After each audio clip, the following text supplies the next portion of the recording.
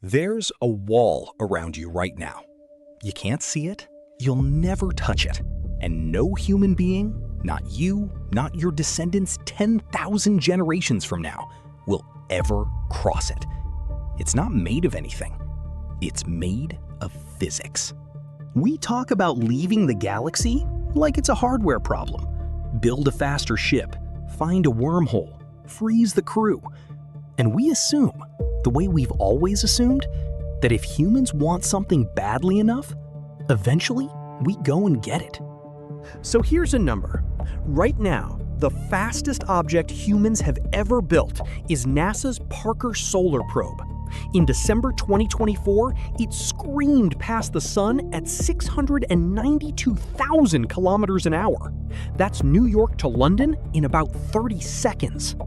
It is, by an absurd margin, the fastest thing we've ever made. And it is unimaginably slow. Because here's the gap I want to sit you down in. And by the end of this video, you'll understand why the chance to leave the Milky Way was actually bigger a billion years ago than it is today. And this isn't science fiction. Everything you're about to hear comes from data gathered by the Gaia spacecraft and the Hubble Space Telescope. And from a debate astronomers were still rewriting as recently as this year. So let's start with the cage. First, a question that sounds simple and isn't. Where does the Milky Way actually end?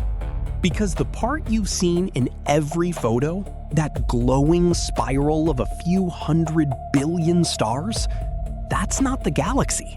That's just the lit-up center. Wrapped around it is a vast, invisible sphere of dark matter. And that halo is where the real border lives. Measured by the motion of its outermost stars, that halo stretches close to 1.9 million light-years from edge to edge. Let that sit for a second. Light, the fastest thing that exists, takes nearly 2 million years just to cross the place we live. So point our record-breaking Parker probe at the edge and floor it.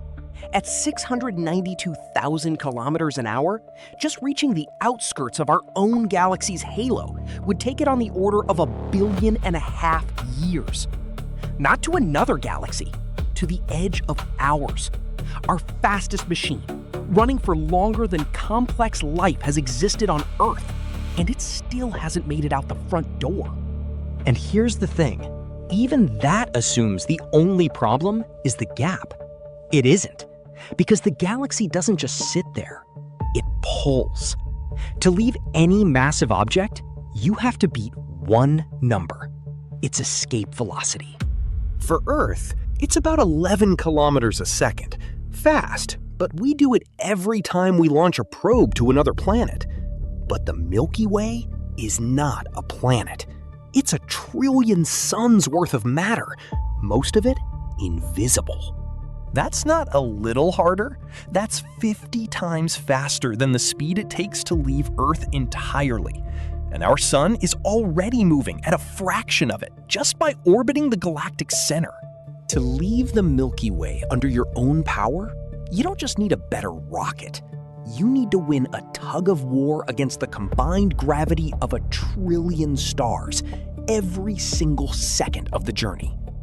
Okay, so it's far, and it's heavy. Brutal. But those are engineering problems. Give us enough time, enough fuel, a wild enough idea, and maybe we crawl out. So let's say we do. Where's the nearest place to actually go? Look up on a clear, dark night in the right season, and you can find a faint smudge in the constellation Andromeda.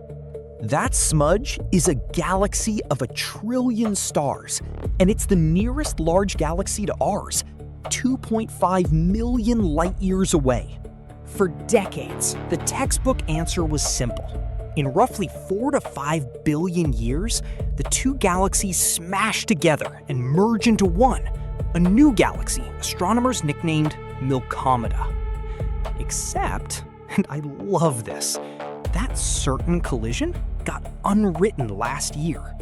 In 2025, a team using fresh Gaia and Hubble data ran 100,000 simulations and found the merger was basically a coin flip, about 50-50 over the next 10 billion years, because neighbors like the Large Magellanic Cloud tug us off course. Then, in 2026, another team with sharper measurements pushed the odds back up to around 90%. Right now, today, the fate of our galaxy is genuinely an open question being argued in real time. But notice what just happened. The only other galaxy we'll ever realistically reach isn't one we travel to. It's one that crashes into us. So why can't we just island hop further out, past Andromeda, to the next galaxy, and the next? Here's why. Space itself is expanding. And not gently, it's accelerating. The further away a galaxy is, the faster the space between us and it is growing. Get far enough out, and that space is expanding so fast that the galaxy is effectively receding from us faster than the speed of light. Not moving through space that fast, but riding space as it stretches. And this is the part that genuinely stops people cold.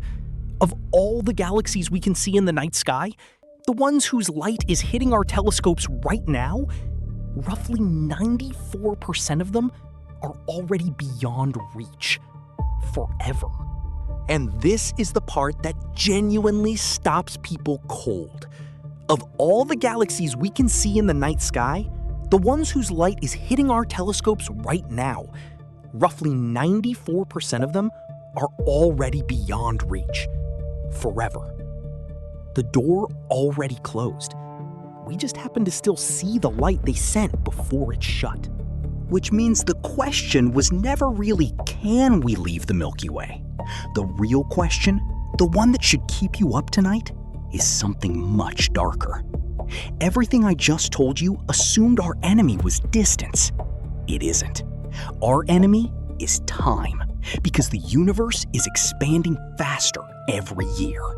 Which leads to the most unsettling fact in all of cosmology. The reachable universe is shrinking.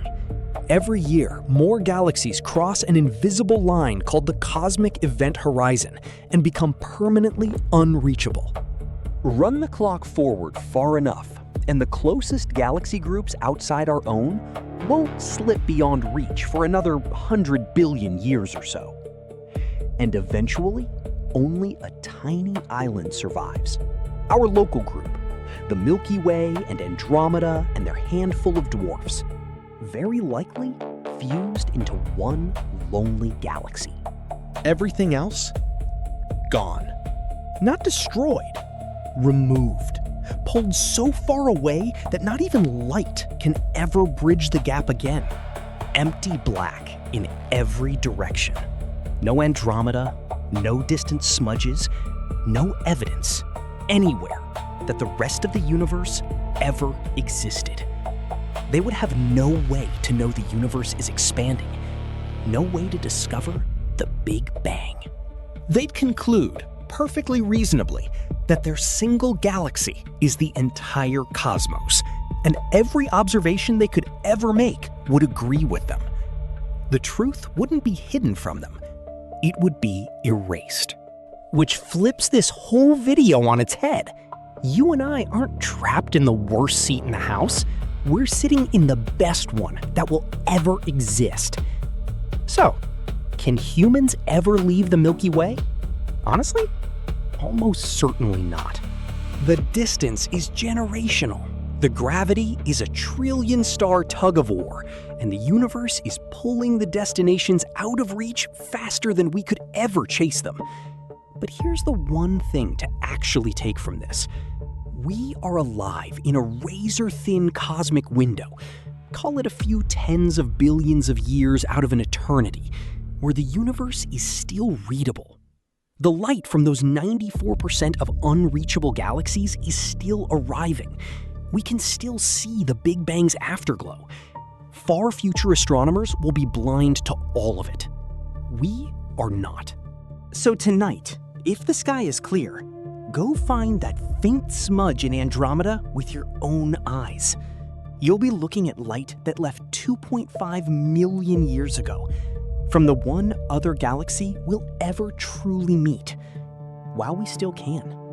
Because if we did decide to try, if humanity ever committed to crossing that gulf before the door shut, there's actually one engine design, theoretical but real, that could, in principle, make intergalactic travel possible.